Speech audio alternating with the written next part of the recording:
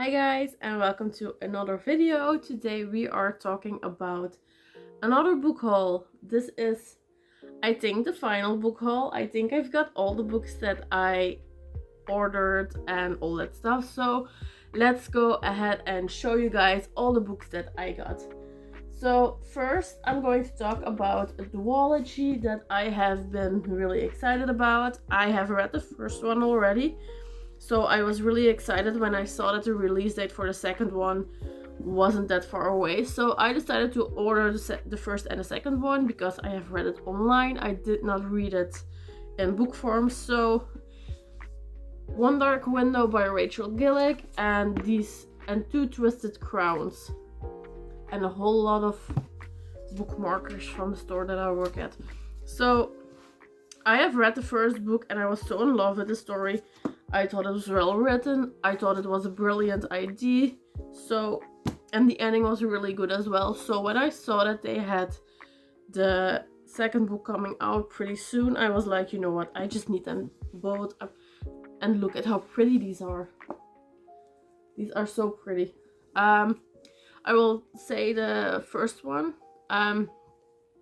Elspeth needs a monster. The monster might be her. Elspeth Spindle needs more than luck to stay safe in the eerie, mislocked kingdom of Blunder. She needs a monster. She called him the Nightmare, an ancient mercurial spirit trapped in her head. He protects her, he keeps her secrets, but nothing comes for free, especially magic. When Elspeth meets a mysterious highwayman on a forest road, she is thrust into the world of shadow and deception. Together they embark on a dangerous quest to cure the town of Blunder from the dark magic infecting it. As the stakes heighten and their undeniable attraction intensifies, Elspeth is forced to face her darkest secrets yet. The nightmare is slowly, darkly taking over her mind, and she might not be able to stop him. So this is supposed to be a gothic fantasy. Don't necessarily know what the gothic part of it is. It is a darker story, that's true, but most fantasies have a little dark element to it. So I personally don't see the gothic part of it. I really do like the way it was written, and it also talks about getting all these magic cards, and I did enjoy the card system and how it was written. So yeah, the sequel is... I'm not going to tell about the sequel because for those who have not read the first book, reading the back will probably contain some spoilers. So this is somewhere on my TBR. I might take it with me on holiday. I don't know yet, but it's such a good book. Well, the first one was, so I have no doubt the second book is going to be just as good. So really excited. Up next, we have actually one of the books that I also have written. I just wanted to have it because I thought it was such a good book. It contains spice, it contains fantasy. It's really one of my favorite authors as well, and that's L.J. Andrews, and that's The Ever King. I have read this one online yet again, and I thought it was so good and I wanted to buy it, but I could never find it. So when I did find it, I just immediately put to cart. So they stole his crown, so he stole their daughter. For years, Eric, the scarred king of the Ever Kingdom, has thought of nothing but vengeance against the man who killed his father and trapped him beneath the waves, making Eric a prisoner in his own realm. When his enemy's daughter unwittingly breaks the chains on the Ever, and Eric plans to toss her into his game of revenge. She's innocent, he's vicious, but he will take back what he's lost, no matter the price, unless she steals his heart first. Now this book, look at the front, also comes with some art in it, which I thought was brilliant. And then we have another one. Let's see.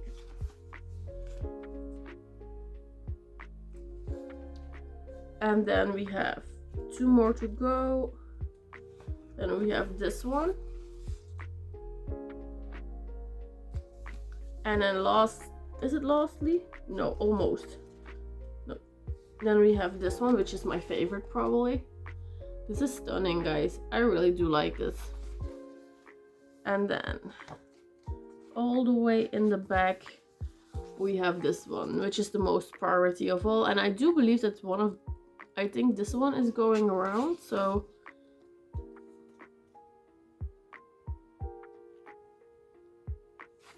yeah, I'm really excited. I love this story. I also see that she works with QR codes. Scan the QR code below to line of the serpent reaches the songbird before it's too late. One more scan for a bonus scene. Also interesting. So yeah, I think I rated this 4.5 stars. So yeah, just had to have it. Up next, we have another one of my favorite authors who has read Pages of the Mind, and that's Jeff Kennedy, and that is the Orchard Throne. In the Forbidden Empires, magic is forbidden, dreams are destiny, and love is the greatest power of all. A prisoner of fate, as queen of the island kingdom of Calante, Leah will do anything to keep her people free and her secrets safe from the mad tyrant who rules the mainland. Guided by a magic ring of her father's, Leah plays a political game with the cronies the Emperor sent to her island. In her heart, she knows that it's up to her to save herself from the fate as the Emperor's bride. But in her dreams, she sees a man, one with the power to build a better world, a man whose spirit is as strong and whose passion is as fierce as her own. A prince among men, Cornry, former crown prince of Oriel, has built an army to overthrow the Emperor, but he needs the fabled abiding ring to succeed. The ring that Laia holds so dear to her heart. When the two banished rulers meet face to face, neither can deny the flames of rebellion that flicker in their eyes, nor the fires of desire that draw them together. But in this broken world of shattered kingdoms, can they ever really trust each other? Can their fiery alliance defeat the shadows of evil and threaten to engulf their hearts and souls? I'm really excited about this. I think this will definitely head into my suitcase as I go to Bali. So this will definitely go with me. I love her stories. I have read Pages of the Mind multiple times, and if I could buy the actual book, I would have bought the actual book as well. I just cannot seem to find the actual book, only the ebook, so yeah. Then up next we have The Hurricane Wars by Tia Guazon. Don't know if I pronounced this right. I probably butchered her name, but I mean, the cover is just stunning. I am a sucker for everything purple. I love purple covers. So yeah. The Night Emperor casts a long shadow over the land. Nothing can stand in the way of its might and power. Year by year, the hurricane wars take and take. And yet there is hope in the darkness. One lone light stands against the empire. Talasin was left on the steps of an orphanage as a baby, with deadly light magic as her only inheritance. All she has ever known is the hurricane wars, as her people fight against the tyranny of the Night Empire, and she struggles to hide the gift that ignited the conflict. Alaric of House Osinast, master of Shadow Forge Legion and heir to the Empire, has been honed into a weapon with one goal: extinguish all threats with his armies and his storm ships and his shadow magic. But when new horror emerges, one that promises even more devastation, only Talasin and Alaric can stop it. Will these mortal foes be able to come together, or will they end up destroying each other and their world? I have heard quite a lot of mixed reviews about this book. Some people really loved this, others just didn't. I am going to read a few comments before starting this, but I really thought it was intriguing. Oh, and also this, when I saw my book and I saw this, I was like actually pretty mad. I was like, do I have a stain on my book? But no, guys, it's not a stain. Let's see if I can show you guys. Let's see, can I show?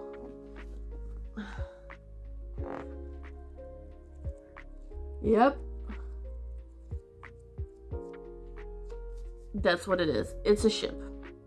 Do I think that was necessary? No, I don't think so. Maybe when I read the book, I will be like, oh, okay, now I get the ship reference and why they placed it somewhere there. But now when I see this, I'm actually pretty upset because it just reminds me of one big spot, basically. So I would not have done that, but that's my opinion. Maybe if I read it, I will change my mind. Let me know, guys, in the comments down below if you have read this book and whether or not you did like it. Because I'm hoping this is going to be a good book. This looks like a good book and it looks like an intriguing story. But yeah, you never know, right? And then on to the final book, guys. This is not a long haul, but it's still 1, 2, 3, 4, 5, 6 books. So I think that's pretty amazing. It's actually also a book that has gotten mixed reviews. So I'm pretty anxious to see whether or not I like this, because I have not read another book of this author. I never got the whole Shadowhunter vibe. I have watched the series online. Well, I watched the movie first, and when I watched the movie, I was like, okay, the story seems interesting enough, the acting not so much. Then came the series, which I thought the main character was just bloody annoying. So still didn't buy the books. So I'm not sure if I like her writing style, and this is going to be a new concept for her. This is going to be adult fantasy and not so much as regular fantasy. But I did buy the special edition, or basically my boyfriend did, and that's this one. It's a hardcover and it's really, really pretty, guys. I mean, look at those edges.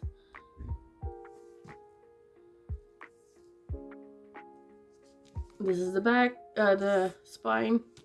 And then when I open it up, there is nothing special on the hardcover nor on the flaps. So this is basically the book. I do love the spine like this. That's pretty. But yeah, that's basically it. It does come with, obviously, a map on both sides. And I think that's about it. I don't think there's anything other special about this edition. Not that I see. No. So I'm going to read a little bit. I'm going to start with this bit on the flap. One was raised to rule, the one was trained to die. Welcome to the Chronicles of Castlane. Castlane? I think it's how you say it.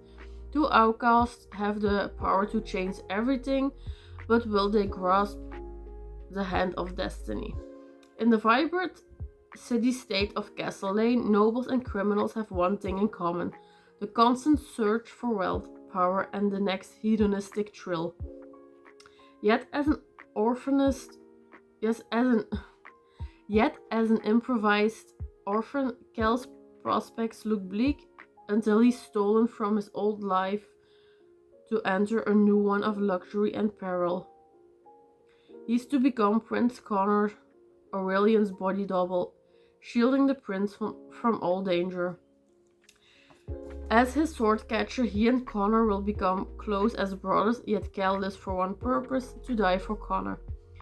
Lancaster is an Ascari physician, part of a community ostracized for its rare magical abilities, but after a failed assassination attempt brings her and Cal together, they are drawn into the web of mysterious ragpicker king ruler of Castellane's criminal underground. God, that sentence was a little bit confusing to read. He offers each of them what they want most, but as Lynn and Cal sink deeper into his world, they uncover an extraordinary conspiracy. As long-kept secrets unravel, they must ask themselves, can forbidden love bring down a kingdom, and will their discovery plunge their nation into war and the world into chaos? Now, when I read this, it does not sound bad at all, so I'm really curious to see. It is a pretty big book, I think about 600 pages.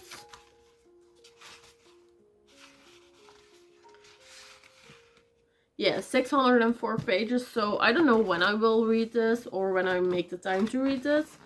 If I ever read this, I have to read this. But yeah, I have so many books now on my list that I have to read, so I really am excited. So I'm going to show you guys really quickly all the books that I've got over the past month. These are basically all the books from the 3 book hauls, so you can quickly see all the books that I got. And if you guys have questions about any of these books, feel free to ask in the comments down below. I thought it would be fun if I showed you guys all the books from the last 3 book hauls, because these were actually all purchased around the same period of time. I just received them over basically the month, so I thought, why not show you guys all the books that I've got over the past month, but just the cover and the author, nothing more, nothing crazy, because you can watch all the book hauls. So I'm going to start with a trilogy, and that is the fine print, the Dreamland Billionaires trilogy by Lauren Asher. That's these 3 books. It's the final print, the fine print, terms and condition, and final offer. Then we have Song of Silver, Flame Like Night by Emily Wenzhou, with a stunning cover, by the way. Let me grab a little pile. We have Powerless by Lauren Roberts. The Darkening by Sunya Mara, also a stunning cover. We then have the duology One Dark Window and Two Twisted Crowns by Rachel Gillick.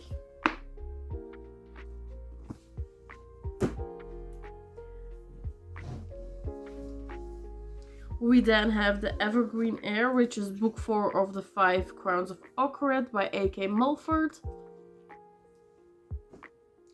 We've got The Shadow of the Gods by John Gwynne, which I think the cover is really cool. We then have Fourth Wing by Rebecca Yarros, which is pretty self-explanatory why I bought this. We then have The Hurricane Wars by Tia Guanzin.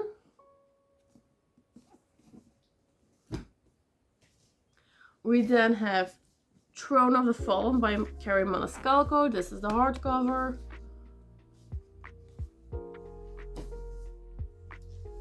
We've got the limited edition by Sandra Clare, and that is Swordcatcher.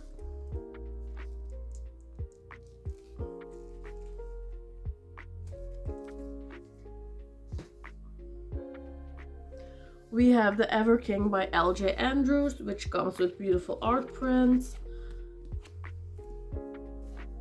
And it's also one of my favorite authors. We then have The Orchid Throne by Jeff Kennedy, which is also one of my favorite authors. The Pumpkin Spice Cafe by Laurie Gilmore. We then have Daniel L. Jensen, Dark Shores, also one of my favorite authors. Then we have The Eternity Gate by Catherine Briggs. And lastly, we have the 2nd and 3rd book of The Remnant Chronicles by Mary E. Pearson, and that is The Heart of the Betrayal and The Beauty of Darkness. And those are basically all the books that I bought this last month. So hope you guys enjoyed this video, and I will talk to you guys later. If you have questions about any of these books, please feel free to comment down below, ask about it, and I will do my best to try and answer any of the questions. I am pretty excited about all the books that I have, so some I have already read, some I have not. So yeah, talk to you guys later. Bye guys.